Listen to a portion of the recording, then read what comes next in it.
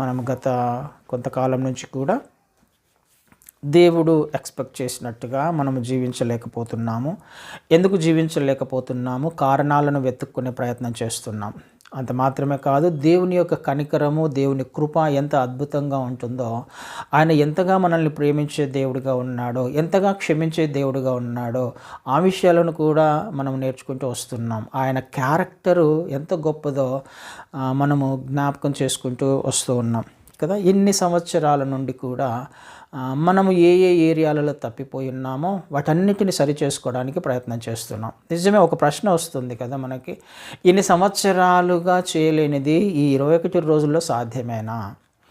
ఇన్ని సంవత్సరాలుగా దేవుడు ఎక్స్పెక్ట్ చేసినట్టుగా జీవించలేని ఆత్మీయత ఒక 21 రోజుల్లో సాధ్యమవుతుందా? నిజమే, సాధ్యం కాదు, అది అసాధ్యమే. కానీ ఒక విషయం చేయగలం కదా. అన్ని సంవత్సరాలు మనము చేయలేము, కానీ ఒక్క విషయం అయితే చేయగలము. ఒక్క చిన్న క్షమాపణను మనం కోరుకోగలము. ఒక చిన్న కనికరమును, ఆయన కనికరమును అయితే మనం కోరుకోగలము కదా. ఆ విషయమే ప్రయత్నం చేస్తున్నాం. వెంటనే మనము మారాలి, పశ్చాత్తాపం చెందాలి, నూతన మనసు రావాలి, నూతన ఆత్మ రావాలి, నూతనమైన మార్గంలో నడవాలి, వెంటనే అన్నీ మారిపోవాలి అన్నది ఈ 21 రోజుల ఉద్దేశం కానే కాదు. అది అసాధ్యం కూడా. కానీ మనం ఏం చేసే ప్రయత్నం చేస్తున్నాము అని అంటే, 21 రోజులలో ఆయన పాదాల వద్ద ఆయన కనికరం కొరకు ప్రార్థన చేయడానికి ఇష్టపడుతున్నాం. అసాధ్యమైనవి, ఇన్ని సంవత్సరాలుగా అసాధ్యమైనవి మనము ఆయన పాద సన్నిధిలో కనికరం కొరకు ప్రార్థన చేసినప్పుడు అన్నీ సుసాధ్యమైపోతాయి, అన్ని మేలుగా మారుస్తాడు అన్నది దాని ఉద్దేశం కాదు. కానీ ఏవైతే ఇంతకాలము ఆయన ఎక్స్పెక్టేషన్స్కు తగినట్టుగా జీవించలేదో వాటన్నిటిని అప్పుడు మైనస్ మార్కులో ఉన్నాం కదా మనం. ఆల్మోస్ట్ ఇప్పుడు ఎక్స్పెక్టేషన్స్కి తగినట్టుగా జీవించలేదు అని అంటే మనం చాలా మైనస్ మార్కులలో ఉన్నాం, ఎక్కడో ఉండిపోయాం, ఎంతో దూరంగా ఉండిపోయాం. ఇప్పుడు ఏమైపోతుంది, ఈ 21 రోజుల్లో ఏం జరుగుతుంది అని అంటే, ఆయన పాదాలను పట్టుకున్నప్పుడు, కనికరాన్ని కోరుకున్నప్పుడు మైనస్లో ఉన్నవన్నీ కూడా ఒక్కొక్కటిగా 0 అయిపోతూ 0కి వస్తుంది కదా. మైనస్లో ఉన్న మనము న్యూట్రల్కి వచ్చేస్తాం, 0కి వచ్చేస్తాం. అంటే ఇక్కడ నుంచి మళ్ళీ మన ఆత్మీయ జీవితాన్ని ఫ్రెష్గా మొదలు పెట్టవచ్చు అన్నది దాని యొక్క ఉద్దేశం, 21 రోజుల ముఖ్య ఉద్దేశం. ఆయన దానినే చూస్తున్నాడు, అదే కోరుకుంటున్నాడు కూడా. ఆయన కోరుకునేది నీ ఆత్మీయ జీవితాన్ని ఫ్రెష్గా మొదలుపెట్టు, నూతనంగా ప్రారంభించు. క్రైస్తవ జీవితం అంటేనే ఏ రోజుకు ఆ రోజు తప్పులు సరిచేసుకుంటూ, పొరపాట్లు సరిచేసుకుంటూ నూతనంగా తిరిగి ఆయనతో కలిసి నడిచే అనుభవమే కదండి. హనోకు 300 సంవత్సరాలు ఆయనతో పాటుగా నడిచాడు, తప్పులు చేయలేదు అని కాదు కదా. ఏ భక్తుడు కూడా పొరపాట్లు చేయలేదని కాదు, అందరూ తప్పు చేసిన వాళ్ళే, అందరూ పొరపాట్లు చేసిన వాడే, అందరూ కూడా నీతిమంతుడు ఎవరు లేరు. అయితే మనమేం చేసే ప్రయత్నం చేస్తున్నామంటే వాటన్నిటిని సరి చేసుకుంటూ 0కు రావడానికి ప్రయత్నం చేస్తున్నాం.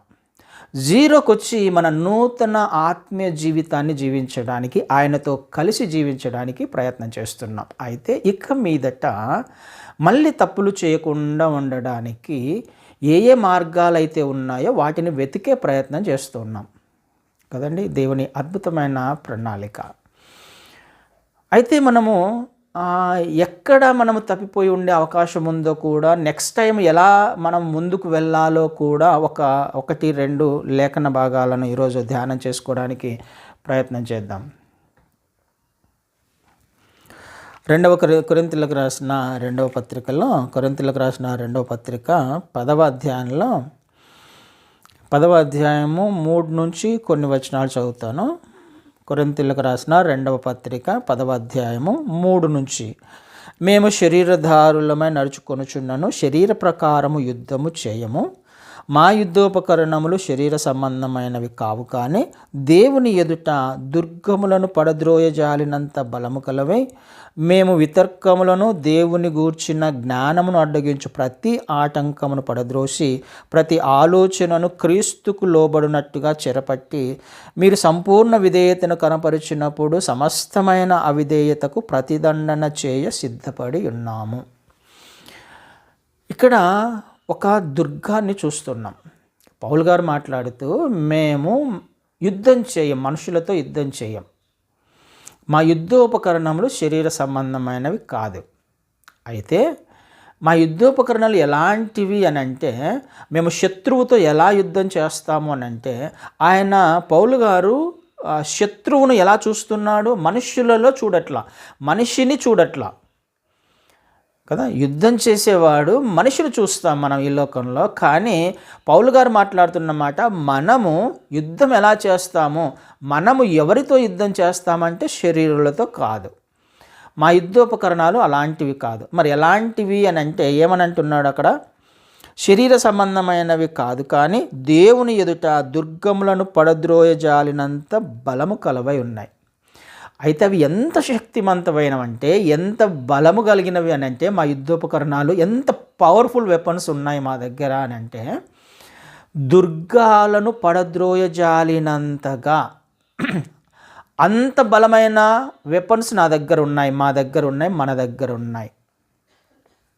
దుర్గం అంటే ఫోర్ట్ కదండి, పెద్ద కోట. ఈ కోటను పడద్రోయజాలినంతగా మా యొద్ద వెపన్స్ ఉన్నాయి, యుద్ధోపకరణాలు ఉన్నాయి. శరీరులతో పోరాడినప్పుడు యుద్ధోపకరణాలు ఏమై ఉంటాయి? ఆత్మ సంబంధమైనవి, ఖచ్చితంగా ఆత్మ సంబంధమైనవి ఉంటాయి. అంటే ప్రార్థన కదండి, ప్రార్థన. ఈ ప్రార్థన ఏం చేస్తుంది? దేవుని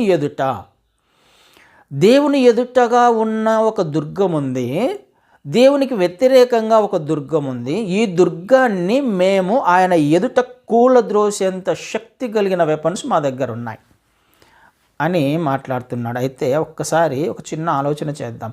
ఈ దుర్గం ఏంటి? ఈ దుర్గం ఎక్కడి నుంచి వచ్చింది? ఎవరిది ఈ దుర్గము? కదండి, దేవుని ఎదుట కూలద్రోసే దుర్గం అది. అంటే దేవుని సంబంధము కానిది, దేవునికి సంబంధించినది కానిది, ఆత్మీయ జీవితం జీవిస్తున్న విశ్వాసులకు సంబంధించినది కానిది అనే కదా దాని అర్థం. కూలద్రోస్తున్నాము అని అంటే అర్థం ఏంటి? అది మనకు సంబంధించింది కాదు కాబట్టి కూలద్రోస్తున్నాం. ఎవరిది అది? శత్రువుది. అంటే శత్రువు ఒక దుర్గాన్ని స్థాపించి ఉన్నాడు. శత్రువు ఒక బలమైన కోటను స్థాపించి ఉన్నాడు. ఎక్కడ స్థాపించి ఉన్నాడు? ఆ కోట ఎక్కడుంది? అది మనం ఎందుకు దేవుడు ఎక్స్పెక్ట్ చేసినట్టుగా జీవించలేకపోతున్నాం? ఎందుకు అనంటే ఒక దుర్గాన్ని మనమే క్రియేట్ చేసుకున్నాం. కిందికి వచ్చినప్పుడు బలము కలవై ఉన్న మేము వితర్కములను, దేవుని గూర్చిన జ్ఞానమును అడ్డగించు ప్రతి ఆటంకమును పడద్రోసి. ఆ దుర్గం ఎలా కూలిపోతుంది? దుర్గాన్ని కూల్చివేయాలి అని అంటే దేవునిని అడ్డగించే ప్రతి ఆటంకాన్ని, ఆలోచనను కూలద్రోసి. అంటే ఈ దుర్గం ఎలా స్థాపించబడింది?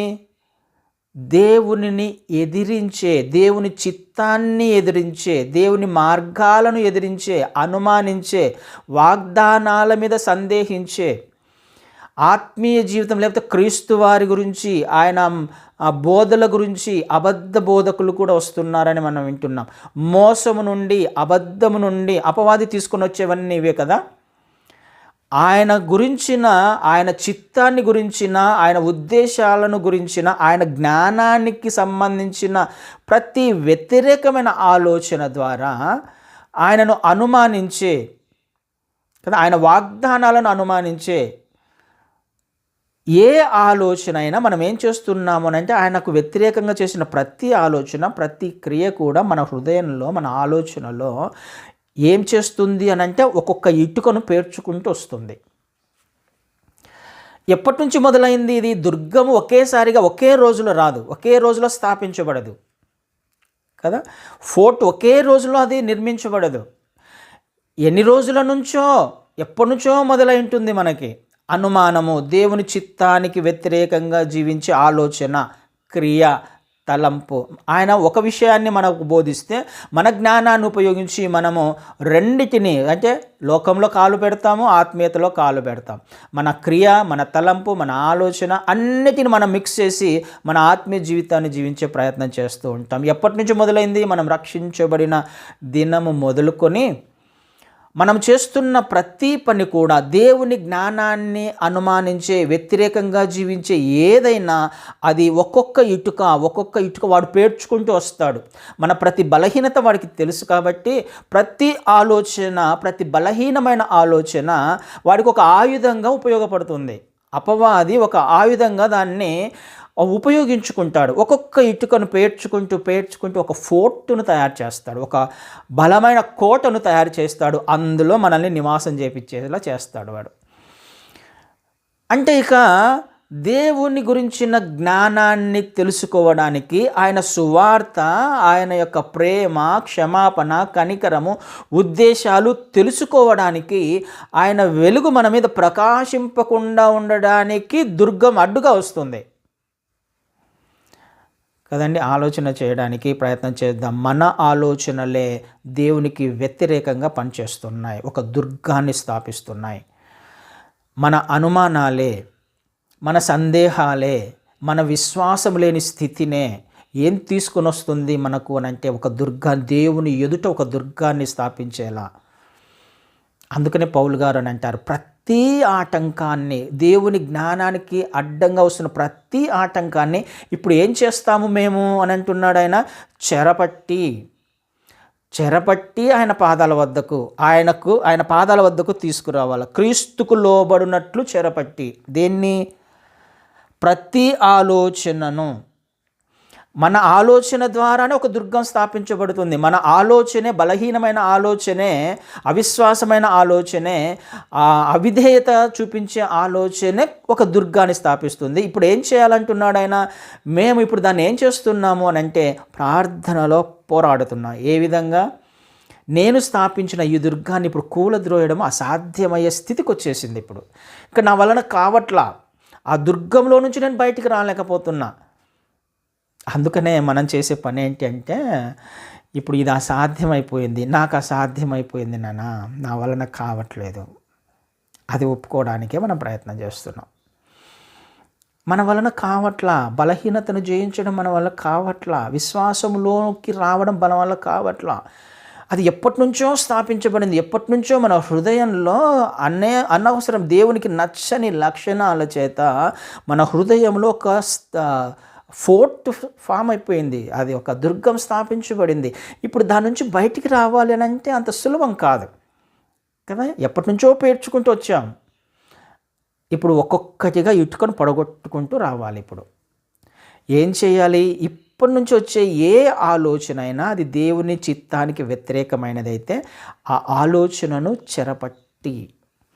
చెరపట్టడం అంత సులభమేం కాదు కదా. చెరపట్టడం అని అంటే బలవంతంగా దాన్ని పట్టేసుకోవడం. అంటే అది బలవంతంగా దొరకదు. అది మనం పట్టుకోవడానికి ప్రయత్నిస్తే ఆలోచన దొరకదు. అది గుర్తించలేని స్థితిలో ఉంటాం ఒక్కొక్కసారి మనం. అది దేవునికి వ్యతిరేకమైనదా కాదా, నాకు క్షేమాన్ని ఇస్తుందా కాదా అని మనం ఒకసారి గుర్తించలేని స్థితిలో ఉంటాం. కానీ ఖచ్చితంగా గ్రహించాలి అది ఏంటిదో, ఆ ఆలోచన ఏంటిదో తెలుసుకోవాలి. అది దుర్గంలో ఒక ఇటుకగా తయారైపోతుందా, లేకపోతే నా ఆత్మీయ జీవితాన్ని మెరుగుపరిచే విధంగా ఈ ఆలోచనను నేను తీసుకొని క్రీస్తు వారి వద్దకు తీసుకొని వెళ్తున్నానా అని గ్రహించగలిగే స్థాయిలోకి మనం ఎదగాలి. ఒక్కొక్కటిగా దానిని తీసుకుంటూ వస్తే తప్ప అది ఎలా సాధ్యమవుతుంది? దేవుని ఎదుట ఒప్పుకోవడం, ప్రార్థనలో కదా. మన వెపన్స్ ఏంటి అని అంటే ఆత్మీయమైన ఆయుధాలు. ప్రార్థనలో ఆయన వద్దకు వెళ్ళి ఒప్పుకుంటున్నాం. ఇప్పుడు మనం చేసే పని అదే. ఎన్నో సంవత్సరాల నుంచి దుర్గం స్థాపించబడింది. ఇప్పుడు దానిని కూలద్రోయాలి, పడద్రోయాలి, దాన్ని కూకటి వేళ్ళతో పాటు పెకిలించి వేయాలి. లేకపోతే అది నన్ను దేవుని చిత్తంలో నడిపించేలా చేయట్లా, దేవుని ఉద్దేశాలు తెలుసుకునేలా చేయట్లా, నేను బయటికి రాలేకపోతున్నాను, నా వలన కావట్లేదు అనే ఇప్పుడు వెళ్ళి మనం ఆయన పాదాలను పట్టుకోబోతున్నాం. 21 దినాలు చేసే పని అదే. క్షమించునన్నా, నా వలన కావట్లా, ఇది చేయలేకపోతున్నా, నేను ఈ బలహీనతను జయించలేకపోతున్నా కదా. మనం చేతులు ఎత్తేయడమే, ఇంకా మనం నిస్సహాయ స్థితిలోకి వెళ్ళిపోవడమే. అది ఆయనకు తెలుసు, ఆ బలహీనత ఆయనకు తెలుసు, మన బలహీనత ఆయనకు తెలుసు. అందుకనే అద్భుతమైన మాట హెబ్రీలకు రాసిన పత్రికలో చూస్తాం. హెబ్రీలకు రాసిన పత్రిక 4వ అధ్యాయము, హెబ్రీలకు రాసిన పత్రిక 4వ అధ్యాయంలో 14వ వచనం నుంచి చదువుతాను. 14వ వచనం చదువుతాను.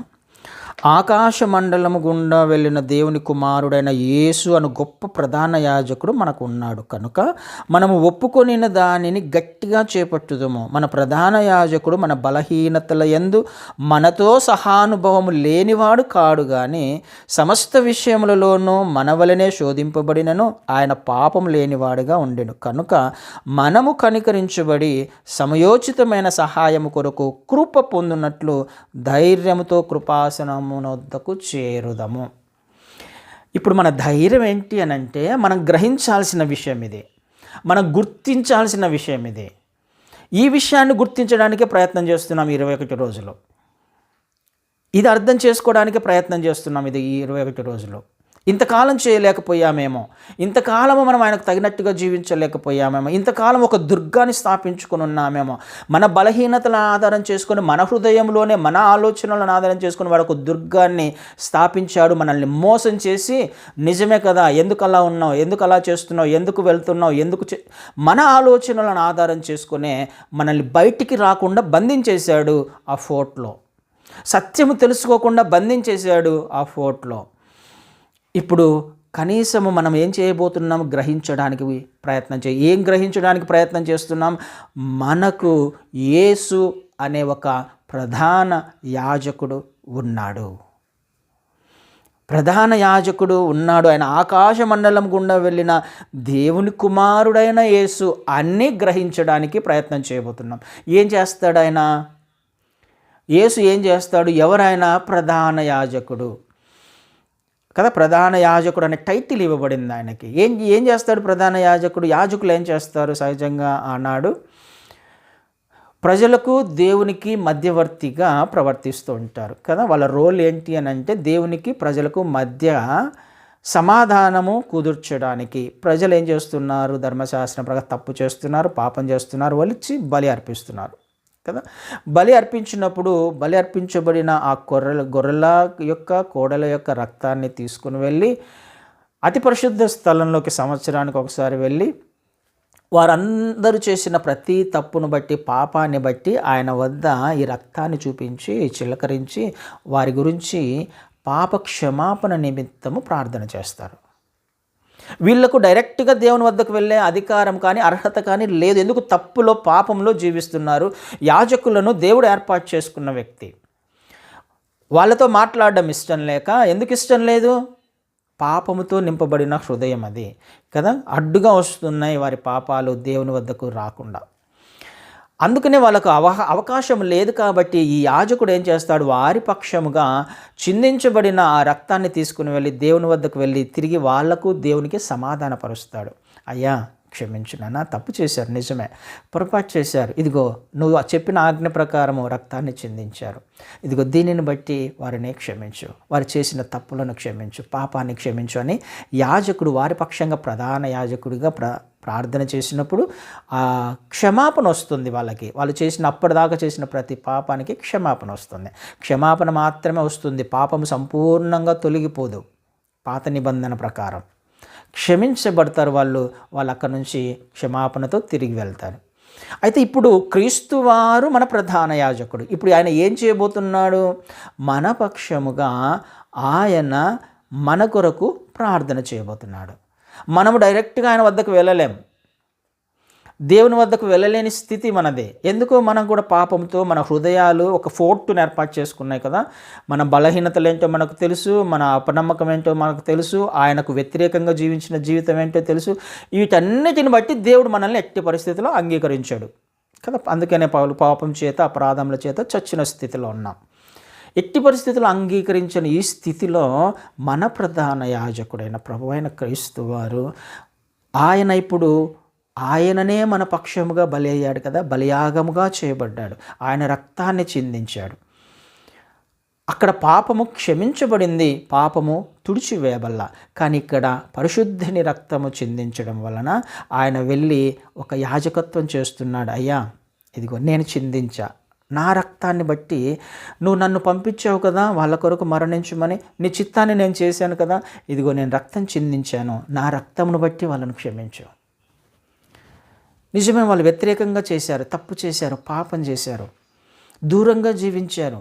ఇక మీదట వాళ్ళు చేయకుండా ఉంటారు, వారిని కనికరిస్తావా అని మన పక్షముగా ఆయన ప్రార్థన చేస్తున్నాడు. అక్కడ ప్రధాన యాజకుడు చేసే పని, క్రీస్తు వారు మన ప్రధాన యాజకుడు, మన పక్షముగా ఆయన రక్తాన్ని చూపించి, మనం తప్పు చేస్తే ఆయన రక్తాన్ని చూపిస్తున్నాడు. అక్కడనేమో మనం తప్పు చేస్తే మన గొర్రెనే మన గొడ్లనే మనమే బలి ఇవ్వాలి.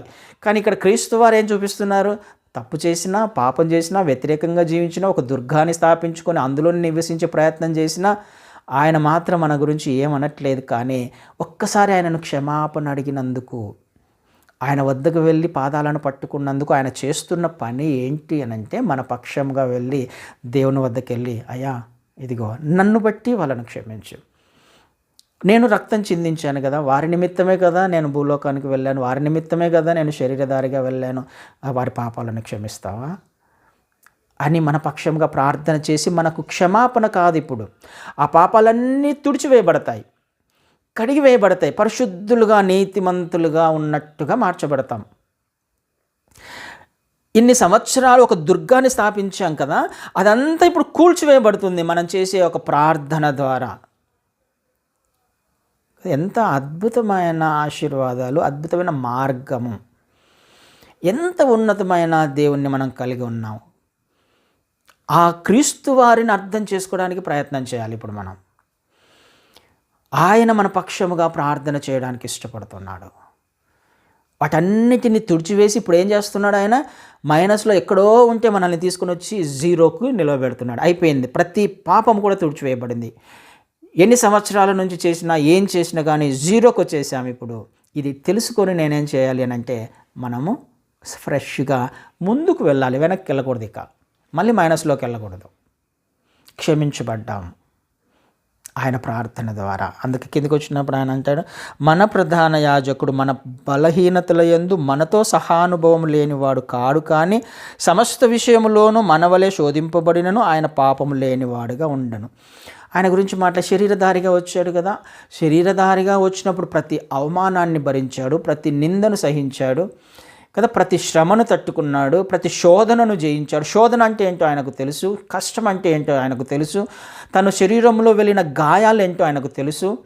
మన జీవితంలో మనం ఏ అనుభవం గుండా వెళ్తున్నామో, ఏ పరిస్థితి గుండా వెళ్తున్నామో, అది ఏ పరిస్థితి అయినా ఆయన రాయబడిన మాట అక్కడ ఆయన గురించి, ఆయన మనతో అనుభవము, మనము ఏదైతే వెళ్ళామో అదే అనుభవము ఆయనకు తెలుసు. మన బాధ ఏంటో, మన బలహీనత ఏంటో, శోధకుడు శోధించినప్పుడు ఏ విధంగా ఉంటుందో కూడా ఆయనకు తెలుసు కదా. శోధించినప్పుడు ఆయన కూడా 40 దినాలు శోధించబడ్డాడు. ఆ శోధన ఏంటో తెలుసు, మనం వెళ్తున్న బలహీనతలు ఏంటో తెలుసు. ఆయన మనుషుల మధ్యలో నివాసం చేసిన వాడు, ప్రతి మనిషి యొక్క హృదయాన్ని ఎరిగిన దేవుడు. ఇది నాకు అర్థం కావాలి, ఈరోజు నాకు అర్థం కావాలి. ఆయన ఎవరు? ప్రధాన యాజకుడు. ఆయన ఎవరు? నాతో పాటుగా ఆయన పెయిన్ని భరిస్తున్నవాడు, అనుభవించినవాడు, సహానుభవం కలిగిన వాడు. ఆయన ఎంత గొప్ప దేవుణ్ణి, రక్షకుణ్ణి నేను మనం కలిగి ఉన్నాం. లేనివాడు కాదు అని అంటున్నాడు. మనం వెళ్తున్న బాధ ఆయనకేం తెలుసు అని అనుకుంటామేమో, కానే కాదు, ఆయనకు తెలుసు, ఖచ్చితంగా తెలుసు, ప్రతిదీ తెలుసు. మనకంటే ఎక్కువగానే ఆయన భరించాడు, సహించాడు, వేదనల గుండా వెళ్ళాడు, శ్రమల గుండా వెళ్ళాడు. ఆయనకు తెలియదు అని అనుకోవడానికి లేదు, ఖచ్చితంగా తెలుసు. మన ప్రతి అనుభవము, ప్రతి బాధ, ప్రతి శ్రమ, ప్రతి వేదన, ఏ చిన్న పెయిన్ అయినా ఆయన మన పక్షంగా ఆయన అనుభవించాడు ఈ లోకంలోకి వచ్చి. అందుకనే ఆయన ద్వారా మనకేం దొరుకుతుంది? 16వ వచనంలో, అట్లా అనుభవించాడు, శోధించబడి ఆయన తప్పు చేయకుండా జీవించాడు. అది ఆయనలో ఉన్న గొప్పతనము, ఆయనకు తేడా. ఆయన అనుభవించాడు ప్రతి పాపాన్ని, ప్రతి శోధనను. అయితే ప్రతి విషయంలో కూడా దేవుని చిత్తానికి తల వంచి విధేయత చూపించి ప్రతి బలహీనత నుంచి జయించిన వాడు ప్రభు అయిన క్రీస్తువాడు కదండి. ఆయన తప్పు చేయలేదు, పాపం చేయలేదు. మనం ఏం చేస్తున్నాం? శోధనకు లొంగిపోయి కదా, ప్రతి అనుమానము, ప్రతి అవమానము, ప్రతి నింద, లేకపోతే ఆయన మార్గాలను అనుమానించి సందేహించి మనం ఏం చేస్తున్నాం? ఒక దుర్గాన్ని స్థాపించుకున్నాం. కానీ ఆయన మాత్రం తప్పు లేనివాడుగా, పాపం లేనివాడుగా జీవించినట్టుగా మనం చూస్తున్నాం ఇక్కడ.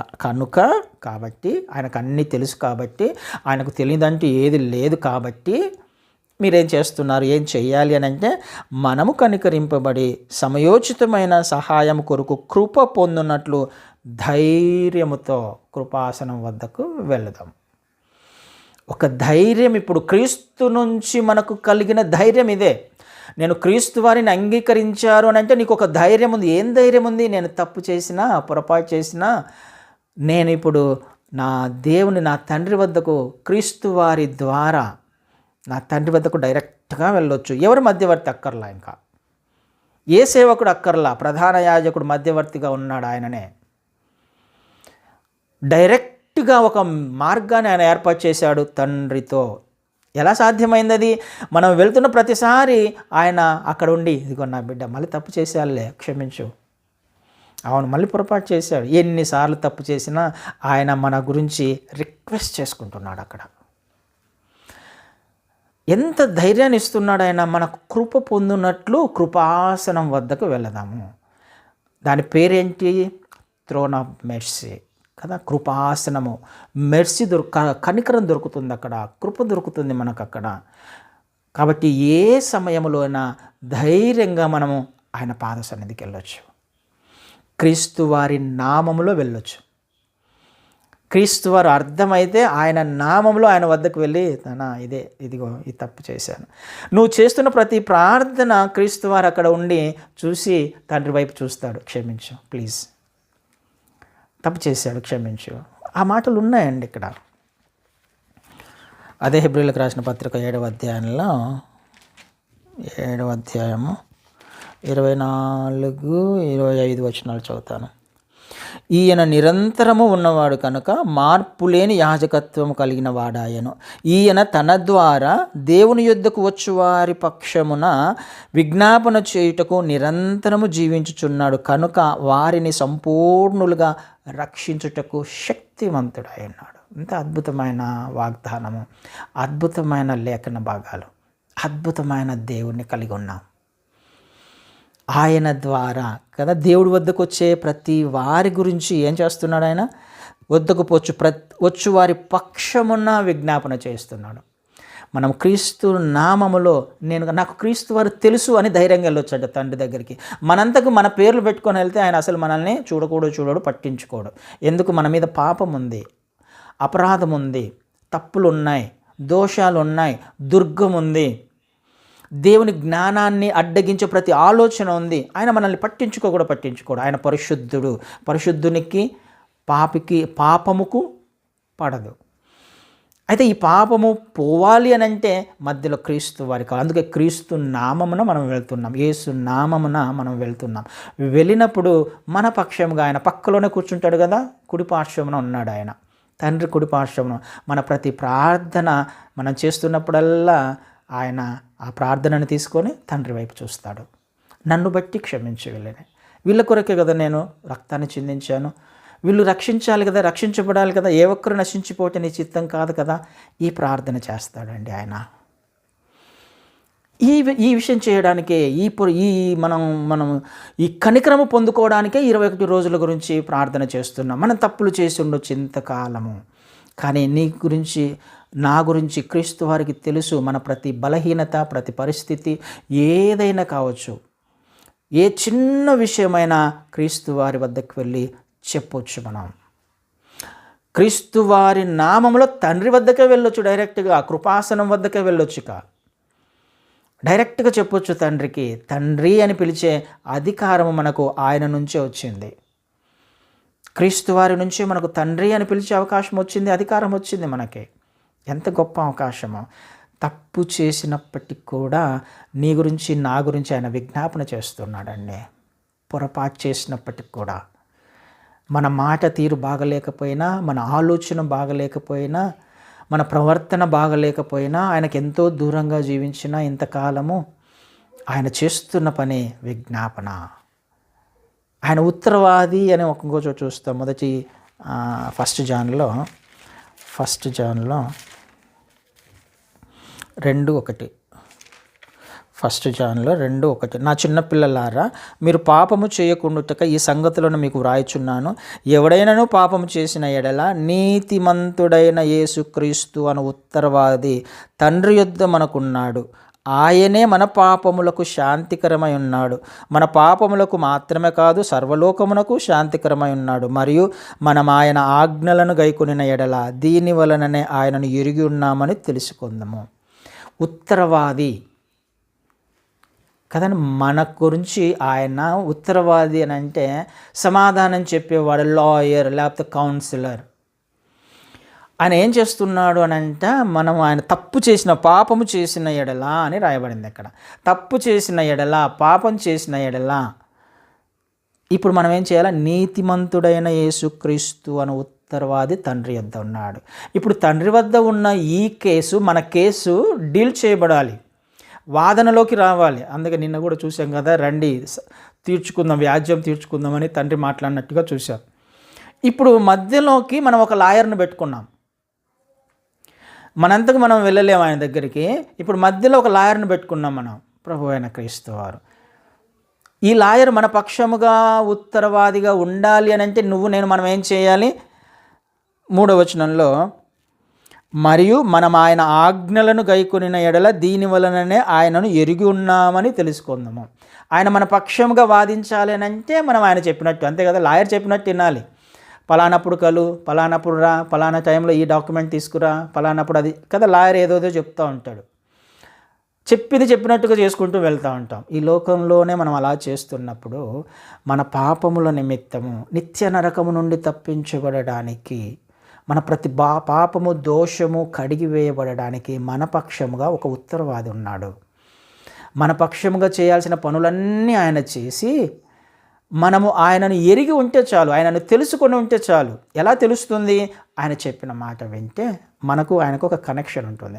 ఆ కనెక్షన్ ద్వారా దేవుని వద్ద మన గురించి ఆయన ఏం చేస్తారు? ఆర్గ్యుమెంట్ చేస్తాడు కదా, మన పక్షముగా మన కేసును వాదిస్తాడు ఆయన. అసాధ్యమండి మనము దేవుని వద్దకు వెళ్ళడము. మనం ఎంత శ్రమపడ్డా, ఎంత కష్టపడ్డా, ఎంత నీతిగా జీవించే ప్రయత్నం చేస్తున్నా మనం దేవునితో పాటుగా లేకపోతే దేవుని వద్దకు వెళ్ళే అవకాశం లేదు, ఒక ప్రభువైన అయిన క్రీస్తు వారి ద్వారా తప్ప. అది మన స్థితి. ఆ స్థితిలో మనం ఉన్నాం. అయితే దేవుడు కనికరం కలిగిన వాడు కాబట్టి ఆయననే తన కుమారుణ్ణి పంపించాడు. ఆ కుమారుణ్ణి మధ్యవర్తిగా పెట్టుకున్నాడు. అన్నీ ఆయననే చేశాడు. మనం ఏదో చేస్తున్నాము అని అనుకుంటున్నామేమో, ఏం చేయట్లా మనం కదా. మనం ఏదో నీతిగా జీవిస్తున్నామనో లేకపోతే దేవుని ఆజ్ఞలను పాటిస్తున్నామనో మనంతకు మనం అనుకుంటున్నామేమో, పొరపాటు అది. మన నీతి కార్యాలు మురికి గుడ్డలు లాంటివే కదండి. ఆలోచన చేయడానికి ప్రయత్నం చేద్దాం. ఉత్తరవాదిగా క్రీస్తు వారు ఉన్నారు, మన పక్షముగా వాదించడానికి తండ్రి వద్ద. ఆయన వాదిస్తే ఆయన ఏం కాదనేవాడు కాదు. ఆయన ఎందుకు? ప్రియమైన కుమారుడు ప్రభువైన క్రీస్తు వారు ఆయనకి కదా. ఈయన నా ప్రియ కుమారుడు, ఈయన యందు నేను ఆనందిస్తున్నా.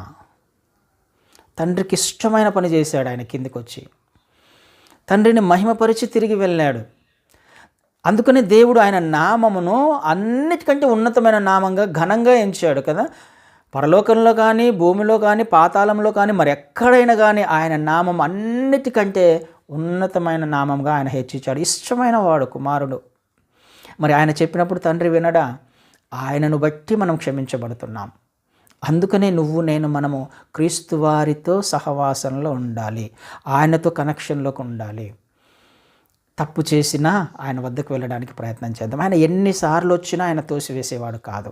ఎన్ని తప్పులు చేసి వచ్చి క్షమాపణ అడిగినా ఆయన తోసివేసేవాడు కాదు. అయితే మళ్ళీ చేయకుండా ఉండడానికి ప్రయత్నం చేద్దాం. నూతన సంవత్సరంలోకి అడుగు పెడుతున్నామంటే మనం ఇంతకాలము ఏర్పాటు చేసుకున్న ఈ దుర్గాలను కూలద్రోసి సమూలంగా నాశనము చేయబడి తిరిగి ఆయన కోటలో ప్రవేశించడానికి ప్రయత్నం చేద్దాం. మన కోటలో కాదు, మనం ఏర్పాటు చేసుకున్న స్థలంలో కాదు, మన ఆలోచనలు కాదు, మన జ్ఞానం కాదు, మన ప్రతి జ్ఞానాన్ని, ప్రతి ఆలోచనను ఆయన వద్దకు తీసుకువెళ్ళడానికి ప్రయత్నం చేద్దాం కదండి. ఇది మన జీవితంలో జరగాల్సింది. ఈ 21 రోజు మనం నేర్చుకోబోతున్న అద్భుతమైన కృప, కనికరము. ఈ ఒక్క పని చేయడానికి ప్రయత్నం చేద్దాం. ఇంతకాలం ఎన్ని సంవత్సరాలు చేయలేదేమో, కానీ చేద్దాం. ఈ 21 రోజులు అయిపోయేలోగా ఆయన కనికరం కొరకు ప్రార్థన చేద్దాం. ఆయన వద్దకు వెళ్ళినప్పుడు కృపాసనము అని దానికి పేరు. కృపనే దొరుకుతుంది అక్కడ, ఇంకేం దొరకదు. రిజెక్షన్ దొరకదు అక్కడ. రిజెక్టెడ్ అని ఆయన స్టాంప్ వేయడు కదా. రిజెక్ట్ కారణం లేదు అక్కడ రిజెక్షన్ అనేదానికి. ఆల్రెడీ కృప కొరకు ఆయన ఒక మార్గాన్ని మనం ఒక విధంగా రెడ్ కార్పెట్ వేసి పెట్టాడు. ఆయన రక్తంతో కార్పెట్ వేసి పెట్టాడు అక్కడ. మనం ఆ మార్గంలో వెళ్తే ఆయన రక్తమును బట్టి మనం క్షమించబడతాం. మనం ఎంత ఘోరమైన తప్పు పాపము దూరంగా జీవించినప్పటికీ కదండి. ఇది మనం ఆలోచన చేయడానికి ప్రయత్నం చేద్దాం. కనికరం కలిగిన దేవుణ్ణి మనం కలిగి ఉన్నాం. కృప కలిగిన దేవుణ్ణి మనం కలిగి ఉన్నాం. కృపాసనము అనేది ఒకటి ఉంది మనకు. ఆయన దగ్గరికి ధైర్యంగా మనం వెళ్ళొచ్చు. ఎప్పుడు ఆయనతో మనము కనెక్షన్ కలిగి ఉన్నప్పుడు. మన పక్షముగా వాదించడానికి ఉత్తరవాది ఉన్నాడు. మన పక్షముగా విజ్ఞాపన చేయడానికి క్రీస్తు వారు ఉన్నారు. మన పక్షముగా యాజకత్వము చేయడానికి క్రీస్తు వారు ఉన్నారు. ఏ విధంగా మనము శిక్షించబడటానికి అవకాశం ఉందా? యాజకత్వం చేస్తున్నాడు ఆయన రక్తాన్ని చూపించి కదా. మన మీద ఆయన రక్తాన్ని ప్రోక్షించి ఇదిగో క్షమించబడ్డాడు, నీతిమంతునిగా తీర్చబడ్డాడు. ఎంత అద్భుతమైన సమాధానాలు మనకు బైబిల్లో రాయబడ్డాయి. మనం తెలుసుకోలేకపోతున్నాం క్రీస్తు వారు ఎవరో. మనకు కలిగిన ధైర్యమే అది. క్రీస్తు వారిని కలిగి ఉన్నాం. ఎంత అద్భుతమైన లేఖన భాగాలు ఉన్నాయి. ఎంత అద్భుతమైన దేవుణ్ణి, రక్షకుణ్ణి మనం కలిగి ఉన్నాం. తండ్రిని కలిగి ఉన్నాం. ఇంకా కొన్ని రోజులే ఉన్నాయి. ఇంకా 5 రోజులు మాత్రమే ఉన్నాయి. ఈ 5 రోజుల లోపల మనం ఆయన కృపాసనం వద్దకు వెళ్దాం. కనికరం కొరకు ప్రార్థన చేద్దాం. దుర్గాలను కూలద్రోసుకునే ప్రయత్నం చేద్దాం. ఆమేన్. అట్టి కృప దేవుడు మనందరికీ అనుగ్రహించునుగాక.